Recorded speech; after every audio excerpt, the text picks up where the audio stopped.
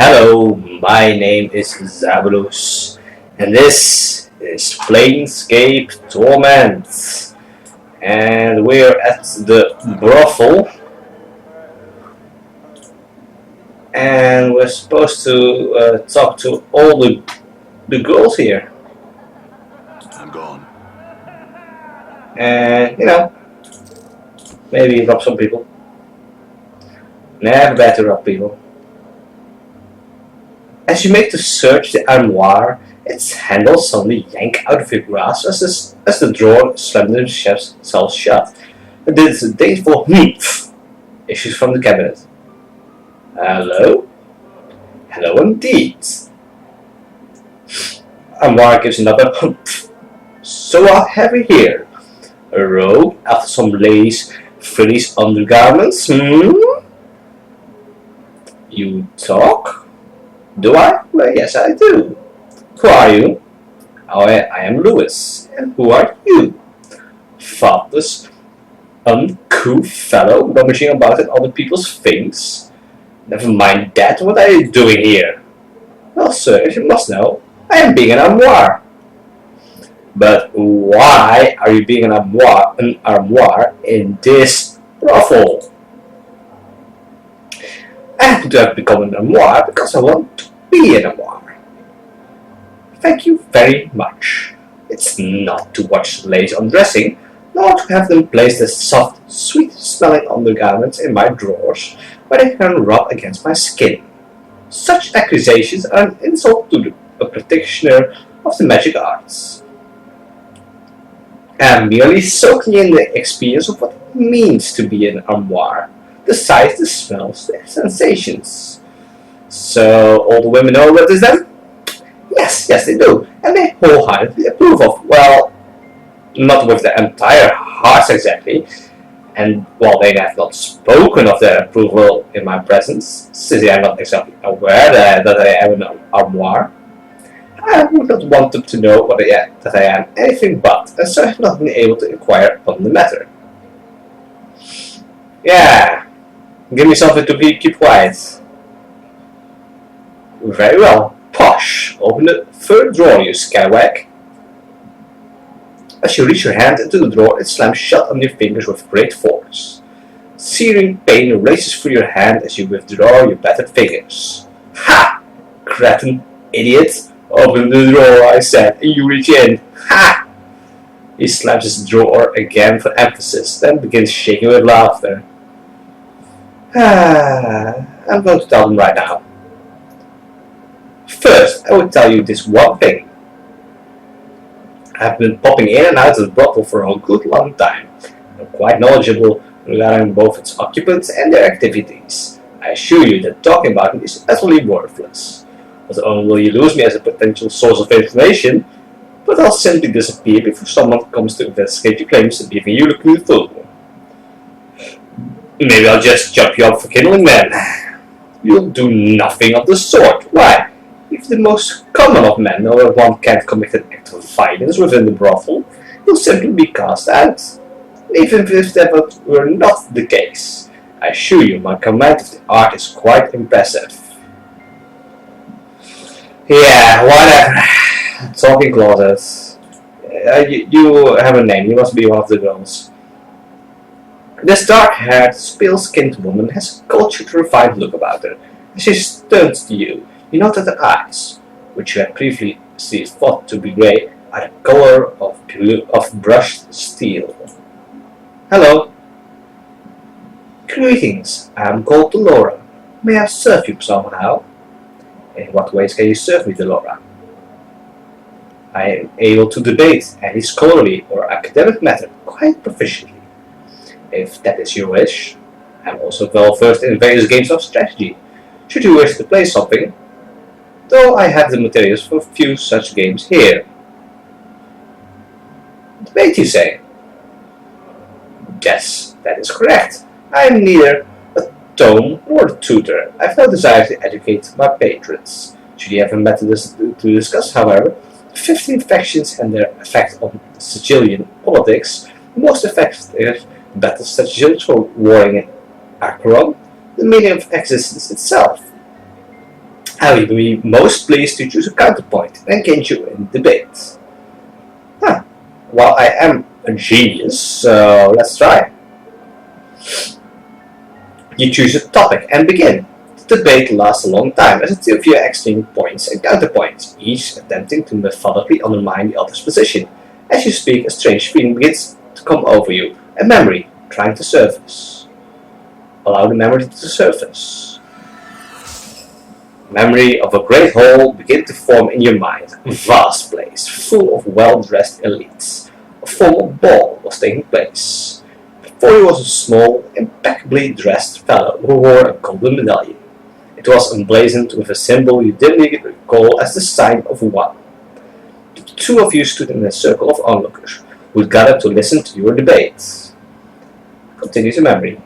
But that's impossible, the man was saying, looking perplexed. Oh, but it is, you recall yourself replying. I've made several inarguable points, giving you a number of examples. You simply don't exist, but you can't work to accept that I'd...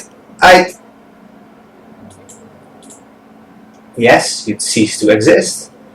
And without a flash or light or puff of smoke, with no fanfare of any sort, the man was simply gone. Continue the memory. The onlookers oohed and ahed. Some clapped, you remember, giving a flourishing bow and walking away, a small, satisfied smile upon your lips. You suddenly realize Laura is watching you closely. Are you feeling well? We might finish our discussion at another time, should you like. No, let's continue the debate. As hard-pressed as you are to beat Laura's infallible sense of logic, you eventually win out. She merely nods in approval. You are a most skilled debater. This there is no denying. I do feel, though, I had time to perform some research. You might not have bested me. Thanks. If you would like, we can debate the once more on the same topic. Accurate. After you position this time, should you desire it. Wait, are you always so ruthless in a debate? Mrs. Grace instructs me to show no mercy, for another of her students always allows a painter to win after a lengthy debate. It was Mrs. Grace's desire that I provide a different sort of experience for the clientele. And my English is not that good today. Go to take a sip.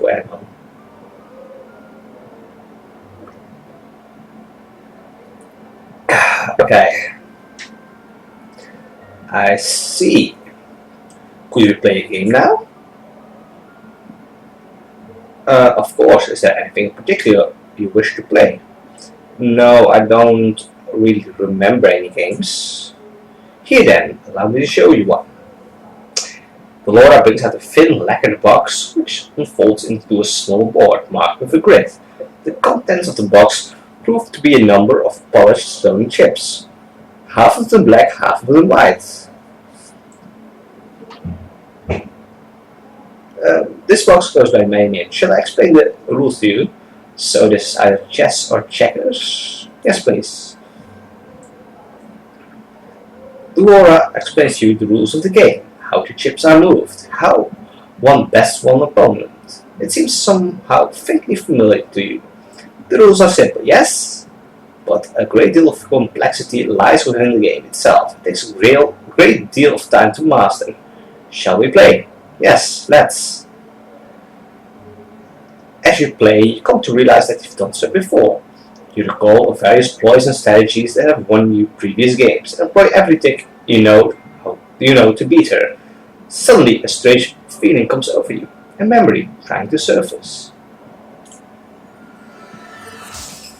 Memories of a smoke-filled field of battle begin to fill your mind. Atop a great hill overlooking the fighting you sat, mounted upon a massive four-legged beast.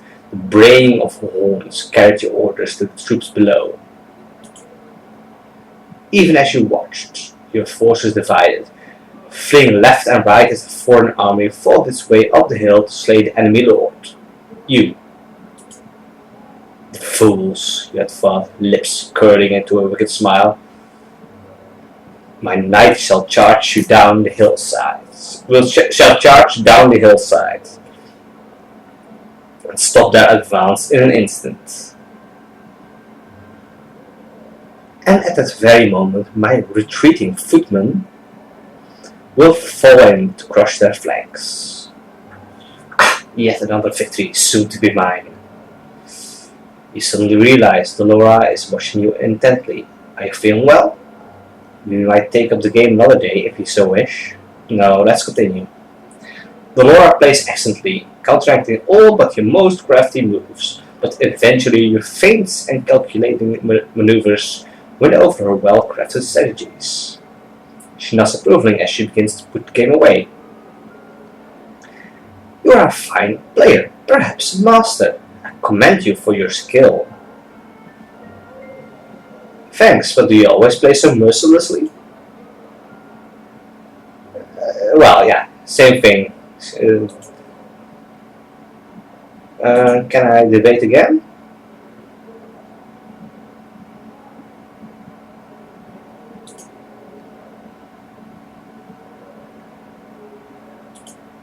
Alright.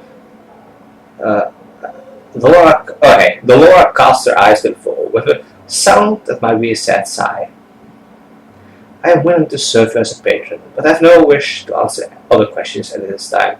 My apologies, but I fear you shall simply have to bear with that for the time being. Anything wrong? Updated my journal.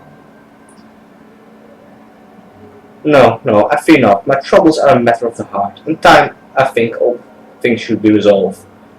Are you sure I can help you? Certain? No, I am not. My first love, merriment, possesses still the keys to my heart. So long as he has them, I shan't be free to love another. This is the cause of my melancholy.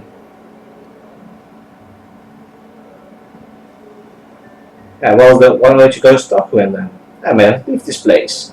The reasons why are deeply personal and not to be shared with strangers. Even ones who might bestow a kindness upon me, but suffice to say that I cannot seek out merriment myself. Well, I can find him for a price. Updated my journal. I possess little save for a few pieces of jewelry I once received as gifts. Should those suffice, I would be willing to reward you with them. Merriment is a member of the Society of Sensation, so you may wish to ask for him at the Civic Festival. Yeah, always. Stronger. Well, that's good, if you feel stronger. Let's see. Right. Can we rob you? Locked. Juliet. This dark-haired young woman is staring listlessly off into space, sighing miserably, and occasionally picking at the seams of her green velvet gown. It's difficult to discern whether she is depressed or so simply bored. Hello. Greetings, yes, I am named Juliet. How may I... Oh, never mind, leave me be. What's wrong? Oh, nothing at all. Only that I spend my days gazing into the face of mediocrity, seeing if anything can erase its dreadful, tedious passage. Really, is your life so tedious? Alas, it is. Dreadfully boring. I could have some excitement, yeah? Doubtful at best. I'm already with a man, sir, and I do love him dearly. It is just that I wish something more of our liaison. There's a problem? Yes, there's a problem. And that there are no problems to speak of. Our families took the news of our courtship splendidly. His siblings love my siblings, and our friends think our union to be blessed by the powers themselves. All fine and good. Yeah, guess what? That's the guy, Montague. Yeah, Romeo and Juliet. Montague. Yeah, Romeo and Juliet. But the other way around. It's perfect here. Yeah, I don't know about that. Dost thou not? Hast thou ever had such a courtship? It seems that thy life is filled with a variety of problems, judging by the color of my skin.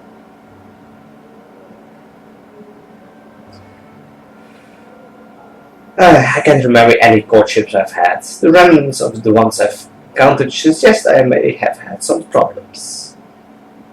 This is just all my friends have such interesting relationships. Once fraught with turmoil, feuding families, dares at one another's backs, poison, mad siblings, and irate fathers with large swords. I have a lover whose family loves me and whom the world loves. A great source of annoyance. How I wish I could formulate some ways to spice things up.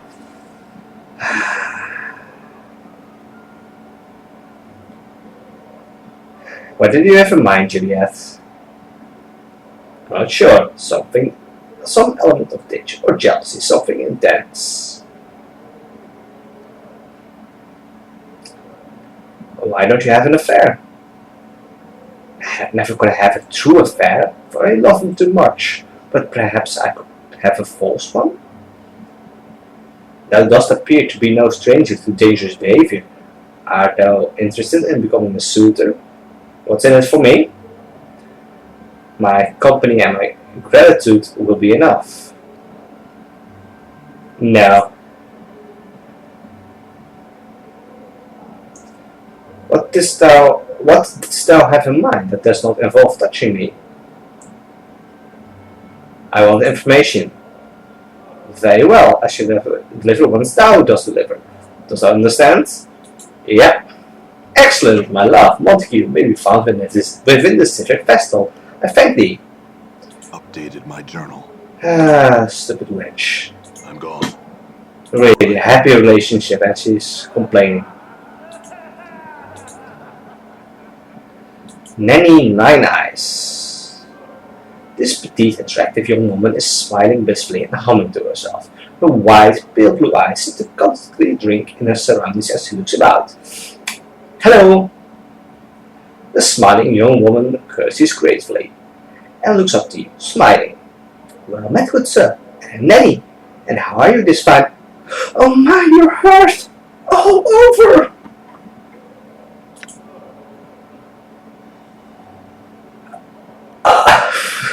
Mort. Powers above, Chief! She's right! I never noticed before. You're covered in scars! Only slightly. I'll be alright. I have some questions, Nanny. Huh? Oh, how shameful of me. Don't mind my rude staring. I'm Nanny. It is my great pleasure to welcome you to our brothel for the slaking of intellectual lust. You have tattoos on your scars too. What's that one? That one looks fascinating. Look at the white lines of ink. I think that's ink. She squints at the tattoo, then reaches out to touch it. Allow me to touch it. I think that's ink. Is it ink? And what a pattern! Look at the way the lines intersect here. That's simply amazing. I could make it out, but if there weren't so many scars. Yeah, the scars are permanent, honey. Oh, I'm sorry, pox on me for even mentioning them. But I have to know. I'm absolutely sure you're alright. I am looking at you and I can't help but believe that you're not in some pain. I have amnesia, but that is all. Amnesia? Loss of memory? You are so lucky! Everything must be so new to you.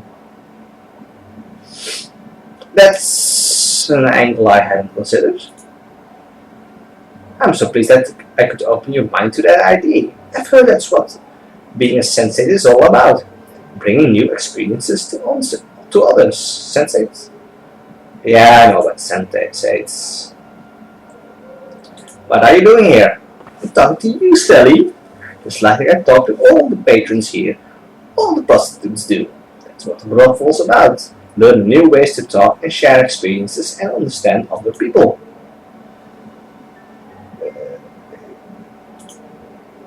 Can you tell me about the place? Yeah, already know about that. Yeah, anything about Ravel? No, sorry. That's a great name though. Huh? I bet she's a really interesting person. You should ask Ives about her. Ives collects all kinds of stories. Alright? I don't trust All the right. kid. I say we leave him behind. Done. All right. Echo. Echo? I'll be right there. Locked.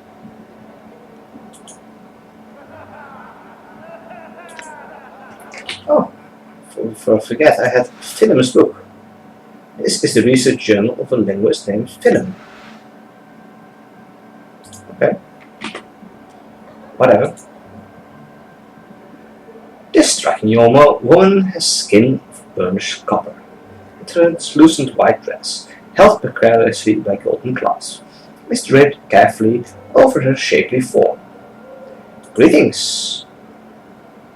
The woman nods and smiles briefly. The scent of her hair, sweetly perfumed, fills your nostrils.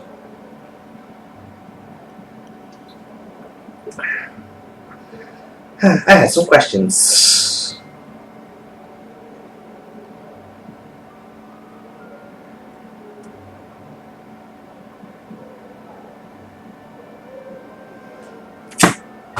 Yeah, where are you?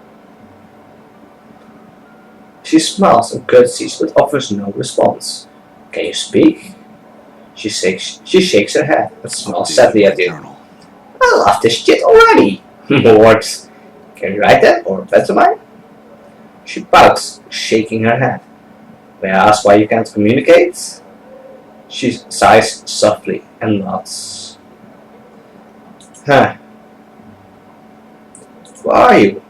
She smiles and curtsies, offers no response. Yeah.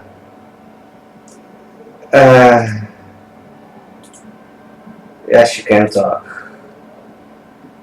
Do you know anything about Ralph or Puzzle? Well, her eyes flash and she smiles. She nods at you. What do you know of her? Updated my journal. She simply looks at you. Yeah, I have a way to fix this. That's why I...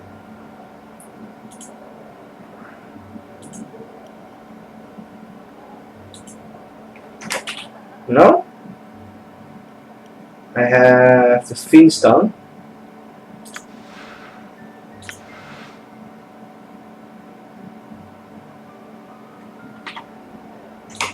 Echo?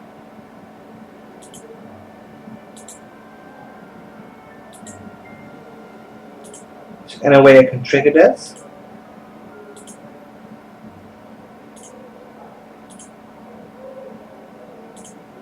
Oh no, it's apparently not. I'm gone.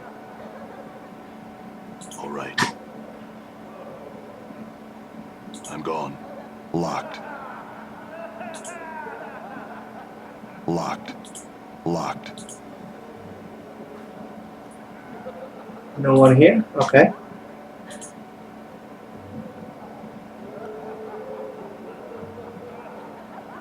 All right.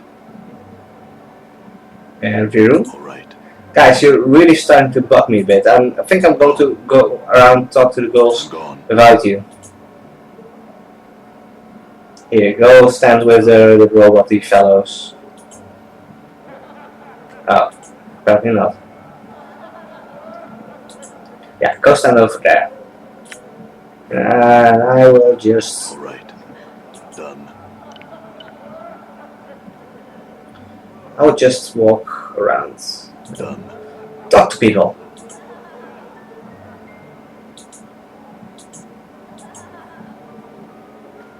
If you keep bobbing about, Skull, I'm gonna mount you in the end of a pike. Who's talking here? Yeah, there you are. Squinting at the figure behind the partition, you can barely make out a shapely female form in the darkness. She turns to you, but you can't see nothing of her face. Hello. Yes? Come to speak with Marissa, have you? Quite rude of you to enter the darkened room, storming behind my partition like so rude, so foolhardy. You can hear a faint whispering sound, like the slight breeze or the hissing of serpents. My apologies, I wasn't sure if someone was here. Ha! But it would seem there is someone in this room, wouldn't it? Shall you be on your way then?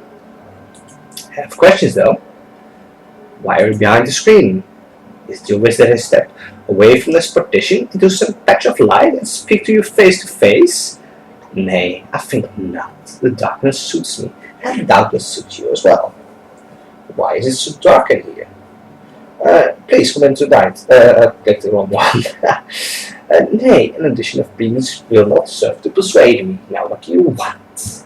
Surely you did not come all this way to see me. I do want to see what you look like. You have no such want. Oh, I do. What do you look like? The darkness hides us both. Let's make it a game. I'm frightfully bored. Let me guess. Are you a human male? Think so? Think so? How could you not know? It's kind of complicated. Indeed, it must be too great for a mere mind such as mine to grasp. I really have no sure idea of what I am. Truly, that's almost interesting. Huh. Describe yourself to me. I'm tall, muscular, and horribly scarred. Indeed. How were you so horribly scarred? Wait, never mind. I do not wish to know. Now describe yourself for me.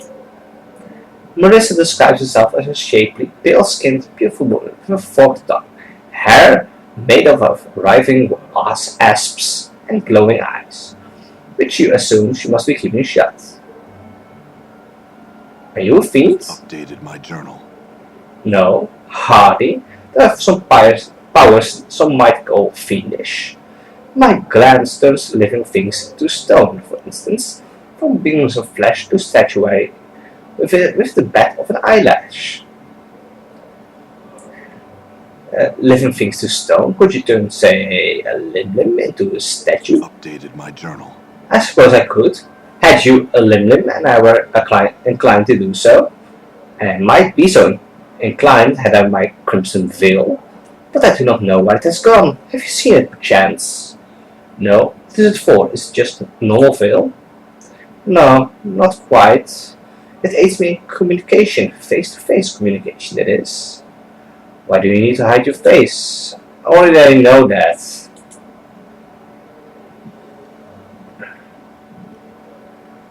What can you tell me about the silent prostitute? Updated my journal. Yes, Echo. I knew another Echo once, though her name was written differently. I know nothing of this girl, though. Ask Laura of her. She made friends of an old lover of Echo's, I have heard. Do you know anything about Raffle Puzzle well? No. Do you? Go ask Ives. She collects many tables and can probably tell you something of use. Alright. So, Dolores, you were walking around here. Let's go ask you first, before I forget. Dolores! Is it you? No, that's Echo again. Alright. That's Nanny. Dolores, are you in here? No, that's Juliet. You hear that? No. Oh, there you are. Oh, Delora, not Dolores. Oh, Alright. she won't talk to me till I talk to him. Alright. Oh, you have a name. You have a name. Kasai Saris. This alarmingly voluptuous woman has a thick mane of wavy, raven-colored hair, bluish skin, and shimmering crimson eyes, like rubies, which have fires lit behind them. Though she is not beautiful in the typical sense of the word, her features are exotic and not altogether unattractive. Hello. The woman's voice is deep and sensuous. And my greetings to you, sir. I'm Kasai Saris, so tell me, what might I do for you, Well, what do you usually do for patrons? Talk, of course, usually about dreams, often those erotic in nature, but not always. So, would you like to tell me yours? Don't be shy, I've heard everything, you know. Nothing will shock or surprise me, and I so love to hear people's dreams. We can trade if you like to, but you must go first. My dream. Let's be smooth. My dreams were recently revised when I saw you. Really now? Come, let's hear the real thing. What do you dream about? I don't have dreams. Truly? How sad. even fiends and divas dream. You know? Are you certain you don't? Quite certain, no dreams at all. Too peculiar. I'm at a loss as what to say. Well, I have some questions. What are you? What? Can't you tell? A woman! I can see my answer doesn't please you. I'm plain touched, actually. That's all you need to know. What are you doing here? Entertaining your questions, it seems. Really though, I'm a student of Mistress Grace's. All the prostitutes in this brothel are. Students? That's right, the brothel is actually a school for women who are thinking of becoming sensates. Mistress Grace teaches us the ways of language so that we can better identify with ourselves and those around us. It lets us experience the place more fully, you know? Well, I already know about the sensates. What can you tell me about this place? Already know that. What can you tell me about the silent prostitute? Yes, that's Echo. She's very sweet, but so quiet. I understand that she said something once, which caused some great tragedy, and because of that she'll never speak again. An interesting enough story, but I don't know if it's true. Try asking Delora. I've seen her talking to an ex-lover of Echo, back from the time when Echo was speaking. I'm trying to find Marissa's Crimson Veil. Do you know where it might be? Updated my journal. No, I haven't seen it since the last time she brought it out, but Nanny might have seen something, so try asking her. I'll admit it's been nice. Marissa won't leave the chamber without a veil, and so we have been spared a foul tongue. If there's only Kimaski to deal with, that Kimaski's the worst of the two though. How so? Marissa's haughty and mean, but Kimaski, she's bitter, spiteful monster of a woman, with a venomous tongue and the demeanor of a Baylor. I can't see why anyone would like to speak to her with her. I sincerely doubt her appearance makes up for that flaming poisonous mouth of hers, but she really sees patrons nonetheless. Anything about Ravel as well? No, nothing. Are you sure? You seem suddenly upset. Of course I'm sure. Don't ask me of her again. Very well. Okay, never mind. I'm going. This room. All right. I don't trust the Gith. Oh, some coins. And that's it. I'm gone. All right. That room then.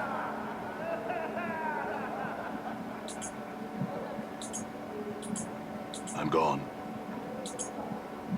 Done. All right. Handkerchief. I'm gone. Interesting. Why do I find Kimaski added done? Done. Kimaski, I'm going to Locked. rob you first. Now,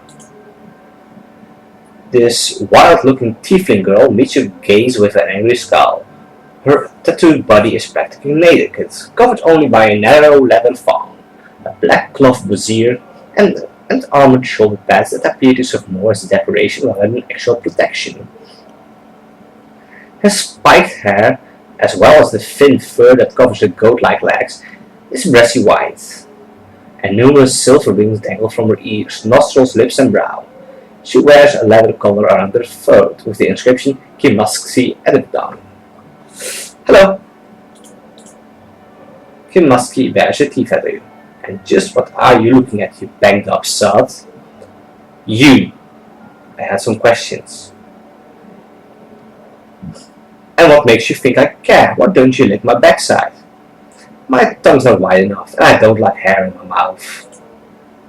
Well, you seem to like the taste of offal in your mouth, you dung-breathed cretin. Only because it's like kissing you, you mangy stinkbutt. Kiss me? Ugh! I'd rather kiss a bloody mass of phlegm than lay my lips and you, no thanks. Don't thank me, thank the power someone actually wants to kiss you. Kimaski looks at a loss for something to say. For an instant, a smile threatens to crack the grimacing mask of her face. Then she becomes more of a basilisk than ever. Alright, what do you want of me? Questions answered. Who are you? My name. Uninterested. I can guess yours though. Scar bunch, get out of here before I put a fire under your arse. I have another question. What are you doing here? Not you, that's for certain.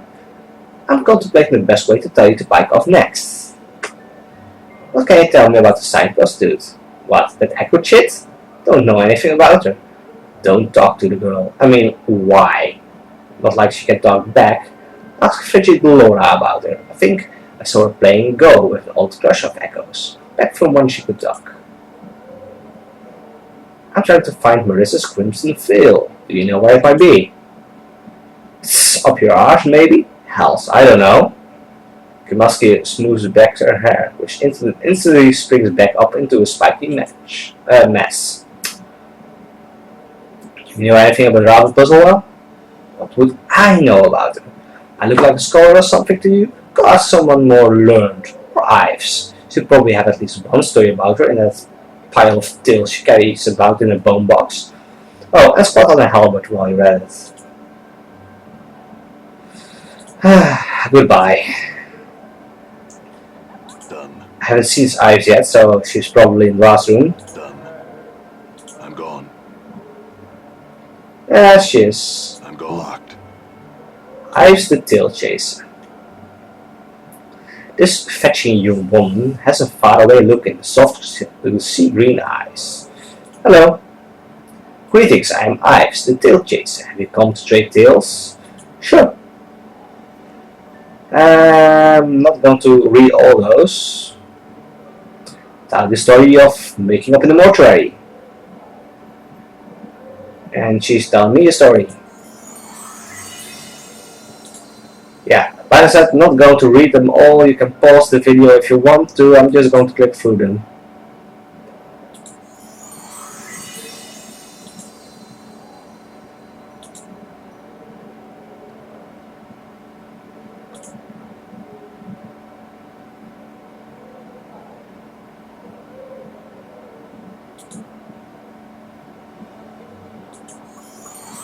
Oh, actually, I did not know what the model was. Well, actually, I do. It's those robot things we saw up there.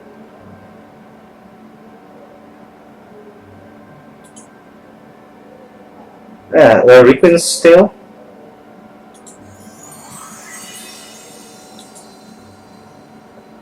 The Alley of Dangerous Angles.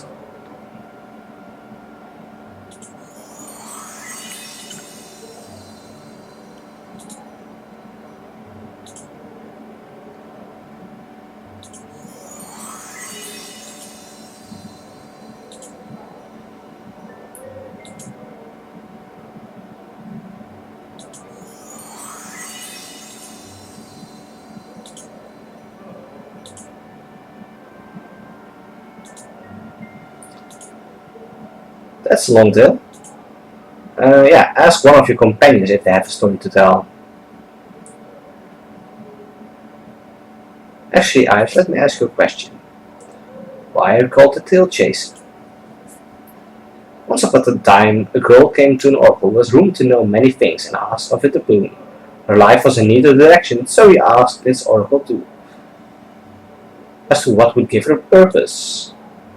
Now the oracle was not evil, but it was vague and tended towards drink, which caused it to be obscure in many matters of judgment and focus.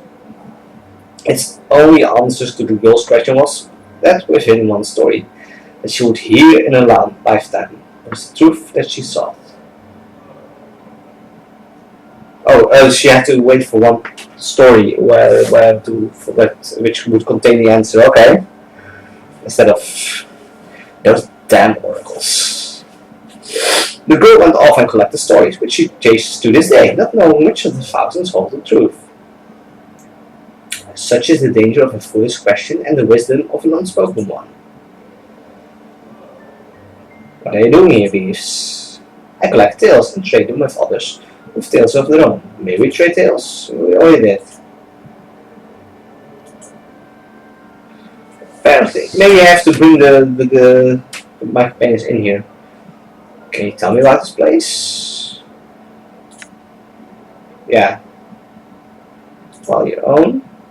Yeah, I already know that.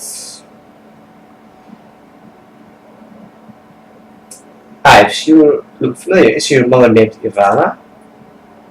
Yes, but she and I no longer speak, just as I shall speak no more of her.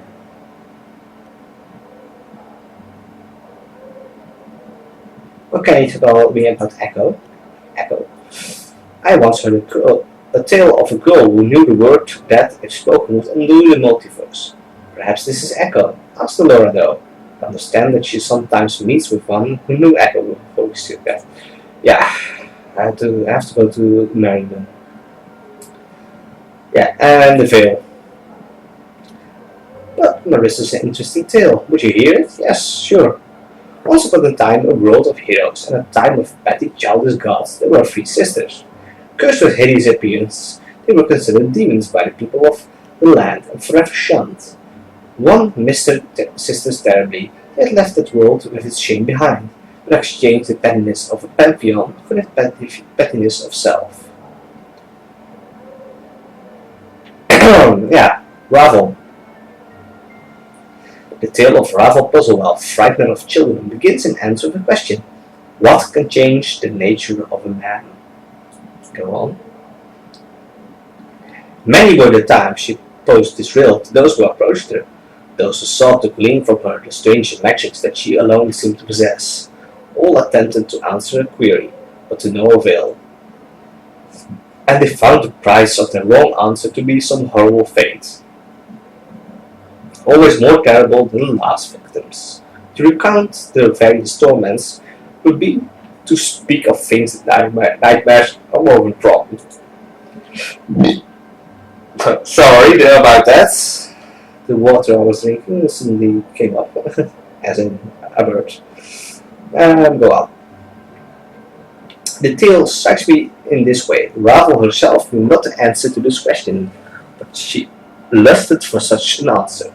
Only the why of the matter remained in question. Why did the nature of a man matter to one of the Grey Sisters, especially to one of such power as Ravel?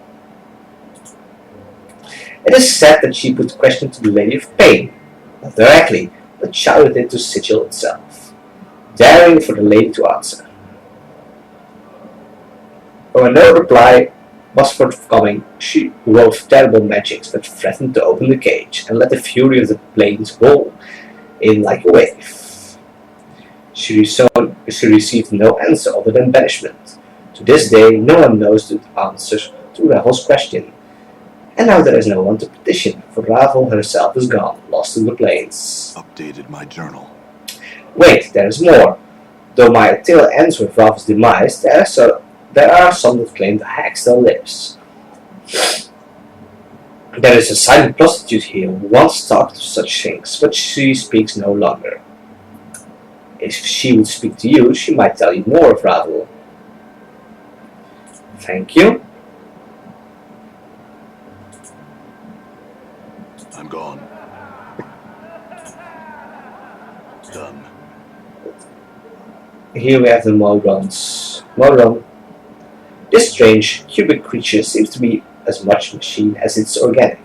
As you approach the thing, it silently stares at you with wide, unblinking eyes. Its face hasn't the slightest trace of emotion on it. Come on, Chief!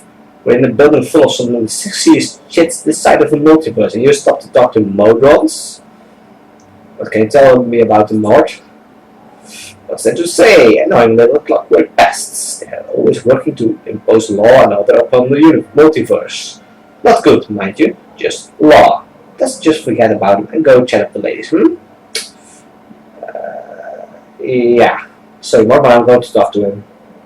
Fine, whatever, but don't say I didn't warn you. You probably won't get anywhere with him though. There's an awful lot to talk to. Hello? Its voice has a metallic reverberating quality to it, as if it were more a sound played out on some warped musical instrument than true speech. Your greetings are returned. Oh, your greeting is returned. There is a soft click as the creature blinks. An awkward silence hangs in the air between the two of you. I have questions. Identify yourself to us. It's not important who I am. The opinion of the subject as to the importance of its identity is irrelevant. We consider the identity of the subject to be important. Thus, for all intent and purposes, it is important. I'm not sure who I am. We will know why this is so. I don't know myself, I just can't remember. All things should have a name, all things should be identified. We find your answer unsatisfactory, but it shall have to suffice for the present. We would identity ourselves. Identify, so that should be identify ourselves as models. Quite a long time. Wait variant to the subject. I have questions. What are you doing here? Our purpose here is observation. Are you observing? We are observing one of the establishment staff. Who are you observing? As previously stated, we are observing one of the establishment staff. Yeah, who exactly? The object of our scrutiny is named Dolora. Why are you watching her? We have not been informed as to the specific purpose or purposes which resulted in our being given our present task. The command of our superior pentadrone is sufficient reason to perform said task. As such, the purpose of our purposes are irrelevant to us. Damn robots. Okay, tell me about the place. Yeah, that's just the location. What can you tell me about the silent prostitute? The subject referred to is named Echo. We've gathered no more information regarding said subject. I'm trying to find Melissa's Crimson Veil. Do you know where it is? We do not. If we are not currently in the process of doing so, we will suggest a methodical approach of questioning each of the inhabitants of this building. Doing that, do you know anything about Ramon? We know nothing of any being or object possessing such an appellation. Never mind. Guys? I'm gone.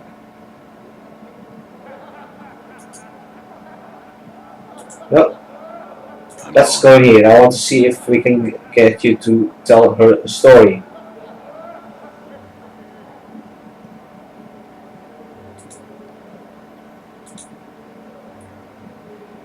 Mort. Yeah, see, it helps. Mort, do you have a story to trade?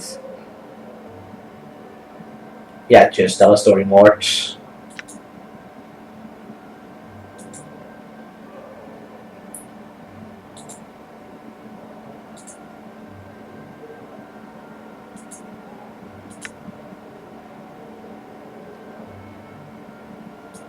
Actually, yeah, that was an interesting story. That's actually about me.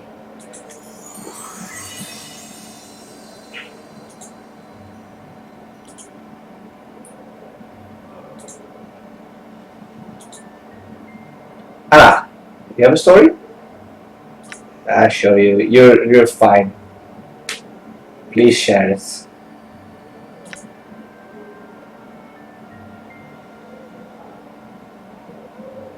Go ahead.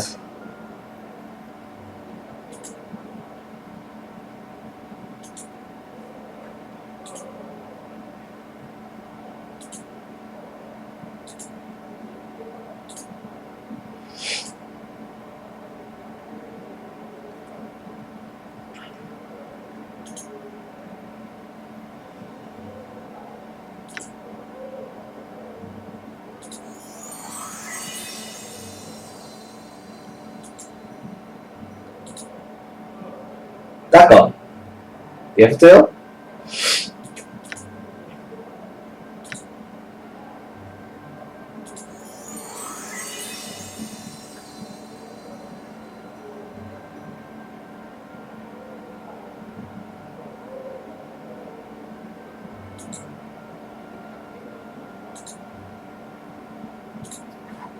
Okay.